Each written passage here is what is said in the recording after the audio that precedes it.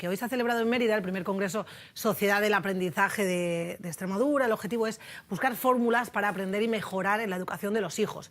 Se ha hablado del talento del futuro y las tendencias, o también sobre el origen de la confianza. Hoy nosotros nos preguntamos sobre esa dificultad a la hora de educar a nuestros hijos y antes de nada queremos conocer su opinión. Les escuchamos. Queremos darle más de nuestras posibilidades. Para eso estamos ahí los padres, para enderezarlo todo lo que podamos y de buenas maneras siempre, con buena compostura. Lo más difícil es enseñarle valores. Hay que amarrarles en corto. Cuando tienen 12 y 13 años, eso es lo más difícil. Lo que nos contaban en la calle. Uno de los ponentes de mañana será el expresentador del programa Hermano Mayor y medallista olímpico, Pedro García Aguado, el título Aprender a educar. Pedro García Aguado, buenas noches, gracias por estar con nosotros en directo. Hola, buenas noches. Tú insistes en la importancia de que los niños tropiecen para aprender. Estamos sobreprotegiendo demasiado a los más pequeños y ¿esto qué supone a la larga?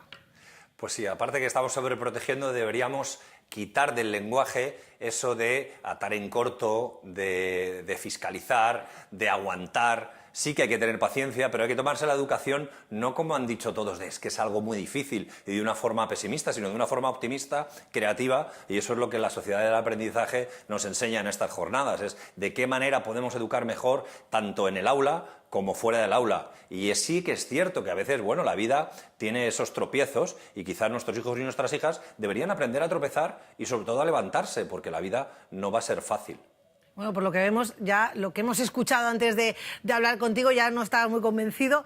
En el programa Hermano Mayor descubrimos muchos esa realidad de muchos adolescentes en nuestro país y muchos en su casa quizás se preguntarían en el momento que cómo se había llegado hasta ese momento, hasta esas peleas, hasta esas discusiones. Yo no sé si nos sabrías decir dónde está el origen para que todos los niños para que algunos niños acaben cogiendo el mango de la sartén en su relación con los padres y qué señales no debemos dejar pasar cuando son pequeños para evitarlo. Ajá. Fíjate, estamos en una sociedad del cambio, cambios muy rápidos, con lo cual los modelos educativos se tienen que adaptar a esos cambios. ¿Por qué digo esto? En Hermano Mayor se daban muchos casos de un modelo educativo que tenía que ver con la sobreprotección excesiva, que tenía que ver con la ausencia de normas y límites, que tenía que ver con consecuencias que no tenían nada que ver con lo que queríamos que aprendiesen o con lo que querían que aprendiesen esos hijos. Entonces, una alerta que puede tener un padre o una madre es que mi hijo siempre se sale con la suya. Claro, si desde ya pequeñito, a través de pataletas y de mala gestión de las emociones y sobre todo de la no gestión de la frustración, siempre monta pataletas y para que no las monte le damos todo aquello, ese ser pequeñito se va a convertir en un ser adulto y como ser adulto no ha aprendido a conseguir las cosas de otra manera, con lo cual habría que corregir esa situación, pero siempre interpretando que el niño no lo hace por hacernos daño, que el niño o la niña no son malas personas, tienen un mal comportamiento o tienen una estrategia para salirse con la suya. Con lo cual en Hermano Mayor tratamos muchos casos de niños que habían recibido una educación y el resultado de esa educación era ese comportamiento tiránico. Siempre se salen con la suya. Esa sería, ¿no?, una de las claves a tener en cuenta para evitar. Por tu experiencia en ese asesoramiento y tratamiento de trastornos de conducta, tanto en niños como adolescentes, ¿es posible que algunos de esos niños que no tienen límites puedan llegar a aprenderlos, que sí que los hay y que los debe haber, después de años de ausencia? Sí, totalmente de acuerdo. Se puede reeducar a un chico o a una chica, se le puede hacer entender el porqué, la necesidad de esas normas y esos límites y del cumplimiento. ¿Por qué? Porque hay un sentimiento y una emoción que ellos van a sentir. Un niño y una niña educados sin normas y sin límites, lo más seguro es que tenga una inseguridad y una sensación de inestabilidad muy grande. Sin embargo, un niño educado con normas y límites coherentes va a tener más seguridad, va a tener una capacidad y una autoestima mucho más alta, con lo cual está aprendiendo a través de la emoción y eso es lo que las jornadas del Congreso del Aprendizaje estamos transmitiendo, es decir, no solo escuchar, no solo ver, no solo oír, sino también sentir y vivirlo y eso nos estamos dando cuenta que chicos y chicas que vienen a la asesoría con 16 años o con 17 o con 14 que no han tenido ningún límite en el momento que los padres y las madres ponen un terreno de juego, unas normas, unos límites claros, pocos claros y muy claros y unas consecuencias alineadas a lo que quieren que aprendan, es mágico, si no hay también una psicopatología, algún trastorno mental o tampoco hay mucho consumo de drogas. Entonces se puede reeducar muy bien a un chico. Ese mensaje es muy positivo, ¿no? y clave para los que nos estén escuchando. Pedro, mis compañeros que también están conmigo en la mesa te quieren hacer preguntas. Antonio. Sí, buenas noches, Pedro.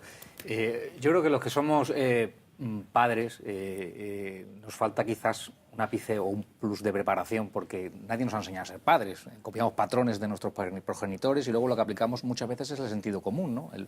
El planteamiento de la gestión de la casa, y también muchas veces consecuencia de esta vida que llevamos, en la que estamos buena parte de nuestro tiempo fuera de casa y no participando de la actividad familiar con nuestros hijos. Pero yo quisiera preguntarte, porque es verdad que a lo largo de la vida me he encontrado con padres muy normales que finalmente han tenido un hijo que es este típico niño tirano que les hace la vida imposible.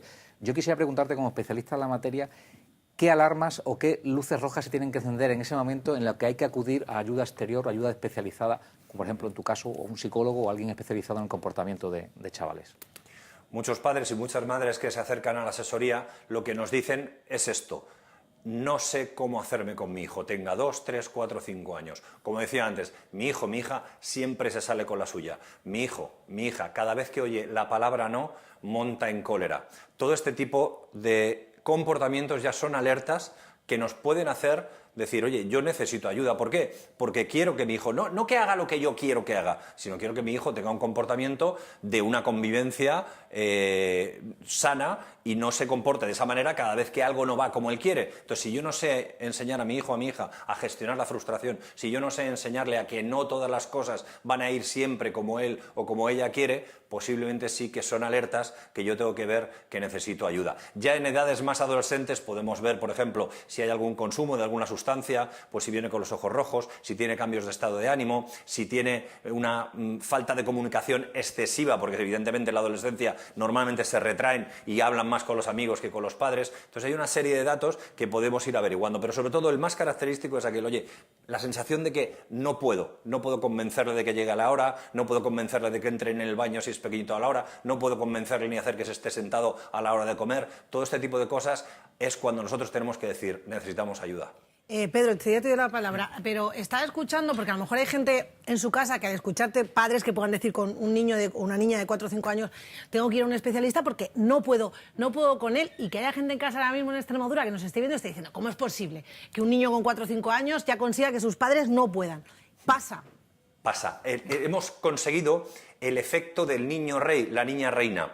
Tenemos los hijos y deseamos que no se frustren, que no se rompan, que no se quiebren, que no se traumaticen. Y pensamos que concediéndoles sus deseos de manera inmediata, nuestros hijos al final van a ser más felices. Y no, ya desde muy pequeñitos empiezan a dar esta sintomatología de no aceptar el no como respuesta, de siempre querer salirse con la suya y siempre con una actitud, voy a decir, no violenta, pero sí que la rabieta la llevan al extremo. Entonces ahí muchos padres y muchas madres, aunque parezca imposible, no saben hacerse con sus hijos. Entonces necesitan ayuda porque es un tema de habilidades educativas. En las jornadas del aprendizaje, del Congreso del Aprendizaje, estamos hablando de todo eso. Cómo gestionar tus emociones como padre, como madre, no tener que gritar, la comunicación que sea efectiva y sobre todo comprender que tu hijo y tu hija con edades pequeñas no van a saber argumentarte por qué quieren el chupachús y el enfado que tienen porque no se lo das, etcétera, etcétera. Entonces tenemos que aprender a ser padres, tenemos que aprender a ser madres y tenemos que aprender a educar para evitar todo este tipo de problemas. Alberto. Hola, buenas noches. Pues mi pregunta iba por ahí, porque quería preguntarte, ¿dónde un padre aprende a ser padre? Es decir, porque entiendo que los apuntes de nuestros padres de los años 70, 80 ya no sirven. Absolutamente creo que no sirven. Pero en este caso, ¿no sería interesante que los padres también participaran de forma activa en las escuelas de padres? Concretamente, en estas jornadas que estamos haciendo, hay un tanto por ciento del auditorio que son padres y madres. Hay otro tanto por ciento que son educadores, otro tanto por ciento que son chicos y chicas en formación. Estos padres que han venido son padres preocupados, son padres que han dicho, a ver qué me pueden enseñar allí. Luego está otro tipo de padre, otro tipo de madre que dice, yo ya lo sé todo, o a mí como me educaron ya me va bien. Y quizás ahí estamos cometiendo un error. ¿Cómo se puede educar un padre o una madre? Hay cursos, hay talleres. Hay convocatorias de las AMPAs que hacen formaciones y conferencias al año. Yo me hincho a dar conferencias en institutos, en colegios, tanto para jóvenes como para padres y madres. Al final es tener un poco de interés para decir, oye, yo conozco cosas, pero seguramente, como decía al principio, estando en esta era del cambio, y hoy en el discurso de inauguración, el presidente de la Junta, Guillermo Fernández Vara, nos lo ha dicho. Dice, estamos en una sociedad que nos obliga a constantemente estar aprendiendo. Y eso es lo más importante. Como padres, como madres, no nos podemos quedar anclados. Con lo cual, hay un abanico enorme de recursos y de posibilidades de aprender a educar. Y eso se puede encontrar si uno y una por interés.